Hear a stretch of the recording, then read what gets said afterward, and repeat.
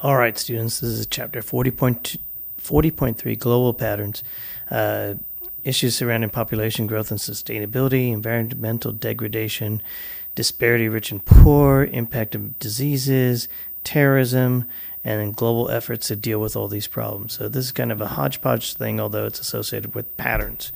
Here we go. Here's a graph of world population and growth and projections up to 2050. Notice the big one that stands out is obviously this one on Asia and the massive increase in population. This is in billions. Okay, so right now they're at 2,000, so they're approximately 4 billion, making the rest of the people about 2 billion because the current population is just over 6 billion. You'll notice that a couple are flatline, like Oceania, small population. The blue one, North America, is a kind of essentially a flatline population, and the only one that's really showing some growth is the Africa one, but nothing compared to Asia. So predictions at 2050 that the population is going to be somewhere around 9 billion people, and that at that point it will start to level off. These things there's a whole bunch of schools of thoughts about what's going to happen with this. It's going to be the end of the world to, oh no, we'll be fine. Things will probably definitely change, but these are predictions as to what's going to happen. So we'll talk about some of those. World population projected by 2050 under 300, and of course me being the smart guy that I am and trying to trick you guys, you'll see what happens at 3,000, that there's a drop off. Why? I wonder what happens. You can figure it out. Anyways, I saw Star Wars one time. So check out 2050, 9 billion people. This is a massive increase, especially from 1900, okay, where there was just over a billion, to 1950, 2.5 billion to 2000, just in 50 years. Check out the massive growth, and we're going to continue that way. All right. These things, like I said, the experts, scientists, and all these group of people get together. One group that gets together and to predict what might happen is the Club of Rome, and they're very pessimistic society. But they're looking at facts and research and stuff like that and trying to predict a pattern based on what exists. So scientists attempt to define the planet's carrying capacity, sustainability, how many people can we have? So they formed in 1967, and they give a report called The Limits of Growth, and in it they essentially say, hey, world, we need to be careful because we are going to run out of certain stuff and things are going to be quite crucial. But then their predictions, some of them fall flat, mainly because they were relying on the predictions from the past and using records from the past without the current knowledge and techniques and changes. So they didn't necessarily not account for changes, but they weren't as the things that they predicted not happen. So they get a bad rap for that stuff, but they do help to enlighten us about that. Hey, we are there's a finite amount of stuff on the earth, and it will eventually end if we continue to use it the way we've been using it. In 1999, they make a revised edition called the Beyond the Limits. Okay, and in it they predict once again a dark future, not so bleak as they did in Limits of Growth, but a similar thing.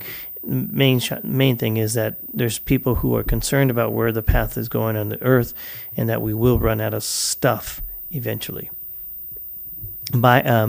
Environmental impact coincides with the growth of population, more people, more pollution, more stuff, okay, and it creates a change in what's happening. So biodiversity, the fact that there are 4,500 animals that are threatened species, threatened on the verge of extinction, and then the decimation of rainforests and other living habitats for animals and stuff like that creates a huge downfall or spiral downfall of all these animals, because you get rid of one animal, it creates chaos for another animal, and so on. Eventually it will hit humans because we are part of the cycle of life. Silent Spring, written in 1962 by Rachel Carson highlights some of the biological damage associated with the pesticides in the United States, and it's just one example where the U.S. is quicker to respond or change because we were in it longer. Other countries don't change as readily with some of the changes in the poisoning in the environment and killing off of animals. Okay, and then global warming, that's a thing that's it's still in the news, and it's changing, but it's very clear that the Earth has heated up in the last 50, 60 years, in particular since industrialization, immensely so, in that each degree of difference in warmer climate causes a lot of chaos, in particular the thinning of the polar ice cap, the disappearance of some of the solar ice cap in the summertime. All these things are things that will affect our world. So remember, we're all part of one unit. We're all part of the earth, and what happens in one place does eventually affect other places. This is recorded in the greenhouse gases in one of the first major conferences to try to create some change, although it's very shallow, is the Kyoto Accords, or Kyoto Conference in 97, where a whole bunch of nations show up to talk about how to curb some of the pollution, try to curb some of the global warming, but there's no repercussions with it. It's just an agreement to sign this, and the U.S. refuses to sign it under our fearless leader, Bush. The human mortality rate declined steadily. Several on birth control measures and all these things help to minimize the amount of humans being coming into certain parts, but not in other parts. And going back to the chart, Asia still continues to increase dramatically, but some of the other places are leveling off. And then this is your sweatshop. So your book talks about the works and everything, and it just, if you just Google it and see a couple pictures. So these are kids probably a little bit younger than you guys, and this is their life. This is not their summer job. This is their life. They work at this machine shop doing some sort of factory work. They're cutting out circles on some sort of metal in very safe conditions, and probably very nice and cool. Notice that one kid's wearing no shirt. It's probably a very hot place, and they probably work there 12 to 14 hours a day or something like that. Long hours, cheap pay, child labor. Okay. Economic inequalities are part of this mix and these problems that are the patterns that are developed. Regional poverty is a persistent problem. In certain parts of the world, poverty continues and continues and continues, and it just manifests itself because poor parents have poor kids, and poor kids become poor parents because they don't have the economic opportunity that you see in other places, in particular the United States. So I just need to reemphasize, the United States is about 6% of the world's population, yet we use close to 60% of the world's resources. That has to change. It will change, okay, one way or the other. You're the generation, hopefully, to adjust it so that it doesn't go drastic. The unequal distribution of resources and a legacy of impacted colonialism that lasted in some cases near 1,000 years, but mostly in 300 to 500 years, okay, keeps some of these nations that we consider third world further behind other places, so they can't catch up because they didn't have the infrastructure, they didn't have the build-up, and they're behind the times, and other places are hesitant to give up some of that power, clout, and resources. Slavery abolished in Saudi Arabia and Angola in 1960. Those are the last two countries to outlaw slavery, to ban slavery, but there's still going to be forms of slavery in the force of forced indentured remains, in the sense of what's called wage slavery. They get paid so little that they have to borrow money from other people to continue to live or to buy food for their family, and then the only way they can repay is by work, and so they essentially end up working for free or very little because they borrowed money. So this is another form of servitude. A particular organization is the International Labor Organization, part of the United Nations, that monitors these things, and particularly reports on child labor throughout the world in sweatshops and stuff I showed you. And then the other sick thing is the global trafficking of human slaves in certain places because they have very little human trafficking is going on. It's usually associated with young kids being sold into some sort of slavery or human bondage of some sort, and just not fun stuff. But these are patterns that are developing in third world countries. And then your book does a big spiel on diseases, in particular the spread of AIDS, and how it was discovered the virus in 1981. It had been around for a little while, but then it was pinned down that this is it, and it occurs.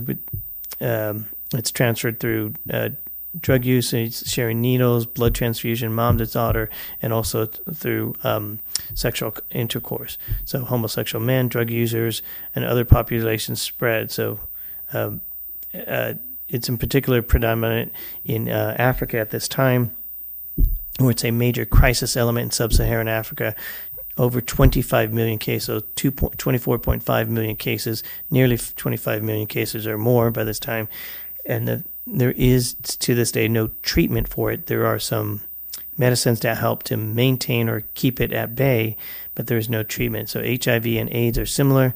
It's the HIV disease, AIDS, that's in the system, and then breaks out into HIV when it's the last stages and eventually leading to death.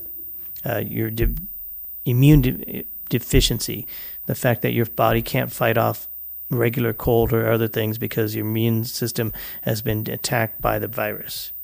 So here's a picture of the map of the world map of where it's happening. Notice it's 25 million here in sub-Saharan Africa, North America 1 million, and then 1.3 million over in that's not the one, 6.5 million in Southeast Asia. So in these countries in particular where there's more poverty, there's more of this stuff, which adds even more to their issues and concerns. Okay, remember that when things get desperate, they will move and will change things and could affect your day. Global terrorism. So this is the element that breaks out. Terrorism been around for a long, long time, but the deliberate use of violence to get something that you want, okay, in particular targeting the civilians or non-military units.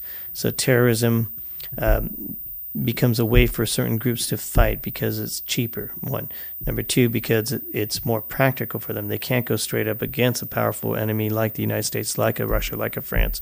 So they need to find a way to deal with it. The classic example is the September 11, 2001, 9/11 World Trade Center bombings. I'm sure you guys have seen pictures or images of that stuff, so I definitely won't show it to you. But their attack is led by Al-Qaeda against the United States, mainly because the United States was keeping bases in Saudi Arabia.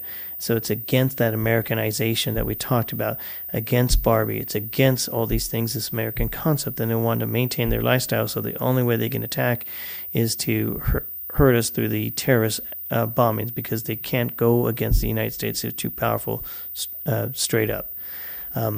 The Al-Qaeda is called the base. It's led by the extremist Osama bin Laden, and his job is to make a global Islamic state and also to diminish or destroy the power of the United States, which he calls the Great Satan. And for many reasons, the United States has done some bad stuff within the Middle East and throughout this area by supporting some not so nice people, and also by maintaining a base there. So just the fact that they have a military base in Saudi Arabia offends many people because they think that's Muslim territory. It should be patrolled by Muslim territories. Lots of conspiracy theories on 9/11. I won't get into them. Interesting video that you may see if you're a little bit more daring is to see loose change. All right, the war in Afghanistan tied to terrorism because, well, some reason it is. George Bush, after the 9/11 attack, sends troops into Afghanistan to destroy the Al-Qaeda bases in there, and they quickly destroy most of them, and then there's a endless search for Osama bin Laden, who's not found until Obama comes into power, and even late in his first term. So the Taliban was the government in control of Afghanistan, and they were giving sanction to Al-Qaeda, allowing them to have bases in there. And then eventually the Taliban is overthrown, and then the United States gets itself into Afghanistan, which is just chaos, and we're still there. And today's 2013. Tied to that, and there's a lot of, hopefully you get some of this in U.S. history, is the invasion of Iraq to overthrow Saddam Hussein. And your book mentions that it's because he was perceived ally of bin Laden, but most people would say there would be no way that Saddam Hussein would be an ally of bin Laden because he's a threat to his power. Anyways, the American public's told that we're in there to stop the Iraqis who possess the weapons of mass destruction. We're fearful they might use it to terrorist attack it. It's heightened by the fact that 9/11 did happen, and we're afraid that someone's going to bring what's called a dirty bomb into New York City someplace and blow us all up. And then the creation of government or non-government agencies or worldwide agencies to deal with some of the problems. This is endemic with, or not endemic, but an example would be the Red Cross that was created way back before, or during the Civil War and before the Civil War, that manifests itself in other groups as a Red Crescent, and their public health and humanitarian aid to help out in these situations, even in wartime or not wartime. And also another example is Greenpeace, which was founded in 1970 to help with environmental causes, and they're the ones that actively and sometimes in a crazy manner support the environmental protections groups. And finally, our United Nations is another group that's working to end problems or deal with problems. And their job is to do a whole bunch of things, but militarily they're weak, but publicly through